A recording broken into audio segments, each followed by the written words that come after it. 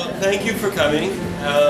We're going to start the show tonight with a very special treat. Our very own Linda Comer. Yay! Presents the show called Langue D'amour. D'amour. Let's see.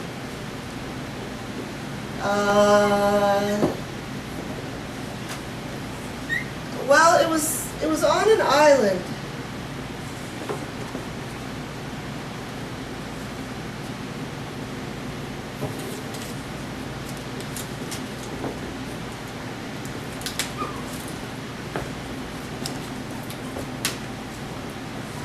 Yes. It was on an island. And there was a snake.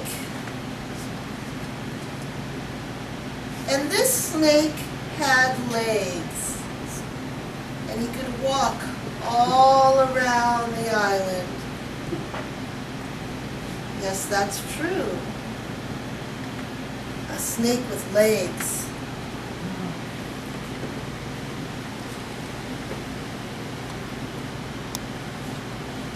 And the man and the woman were on the island also. And they were not very smart. But they were happy as clams. Clams for dinner again? Beady booty booty booty bushy bushy bushy booby booby boo? Well, I know how you love them. Boopy whoopy doopy booby bobby booby booby boo boo boo.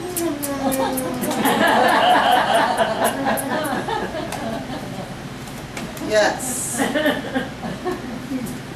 Well, the man, he was a cisgender straight man.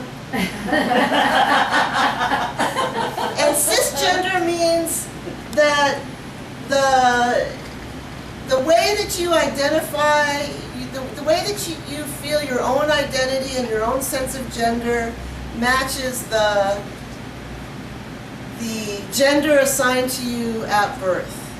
I'm not an expert in these things, but I'm learning. This is what I'm learning about. And so, he, him, his. Those are his pronouns. Those are his pronouns. Now the woman identified as female. And so, she, her, hers. And she was into some kinky stuff. Did you know that a long time ago, when this whole human-animal story was just beginning, that humans, at that time, at the very beginning, humans actually were able to mate and reproduce with other species. Yeah. And the thing is that the humans were, huh? Sasquatch. Hey, we may be onto something. Yeah. At that time, humans, there were maybe 8 or 9 different species of human animals, including, as you probably heard recently, a species that lived on an island that was only less than 3 feet tall. So she was into some kinky stuff. And let's see. I wanted to say too, speaking of evolution, the young people these days are moving the human species forward, where they are evolving us and evolving our culture. And the way they're doing that is by broadening, really opening up the terms of gender identity to something more realistic and more natural. And it's amazing to watch. It's amazing to see in action the actual evolution of our species. So what I'm learning is that some transgender people identify as neither a man nor a woman, and some identify as both a man and a woman. And people use terms like genderqueer and non-binary, and often prefer their pronouns to be they and them. Say, Professor, you want to stop the lecture and get on with the story?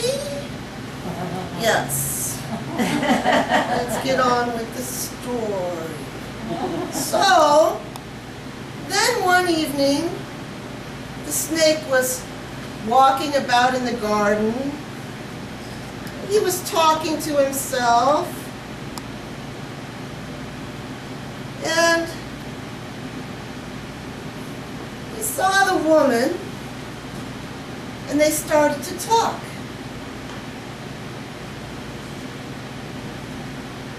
And they became friends. Very good friends. The woman liked the snake very much because when he talked, he made little noises with his tongue. And his long tongue would come lightly licking about his lips, like there was a little fire inside of his mouth. And the flames would come dancing out of his mouth.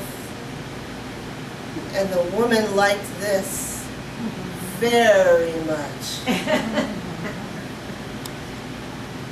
And after that, the woman was bored with the man because no matter what happened, he was always as happy as a clam. Clams for dinner, bishy bashy peachy poopy poppy poopy. Oh, why don't you just clam up? Now,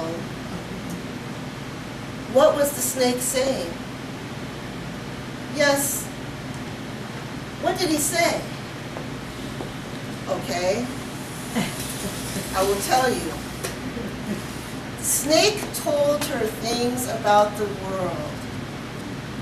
He told her about the time there was a big typhoon on the island, and all the sharks came out of the water.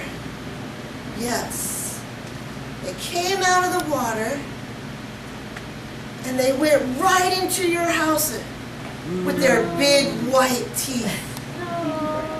Oh, the sharks bite with their teeth, dear, and he shows them pearly whites. Yes, yes. And you know the thing about a shark, he's got lifeless eyes, black eyes like a doll's eyes. And when he comes at ya, he hardly seems to be living, except when he bites ya, and those black eyes roll over white, and you hear that terrible high-pitched screaming, and the ocean is red with blood. Well,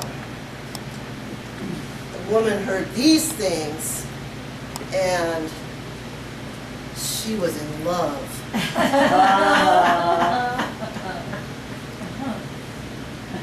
So, the man came along and he said,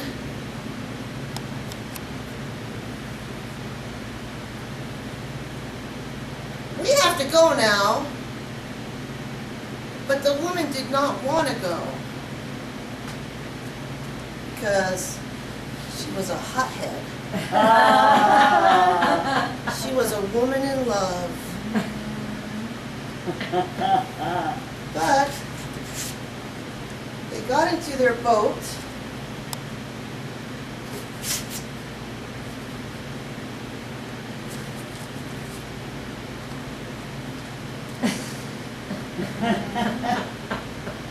Just sit right back and you'll hear a tale of a fateful trip that started on this tropic port aboard this tiny ship.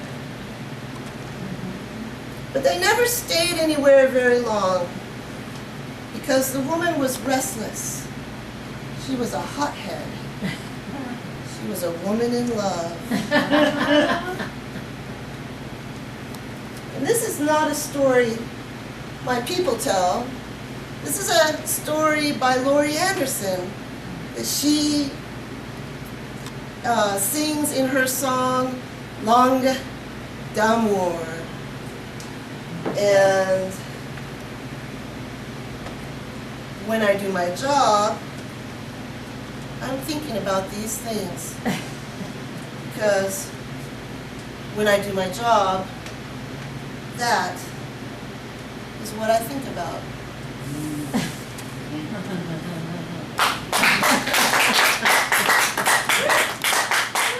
Laurie Anderson.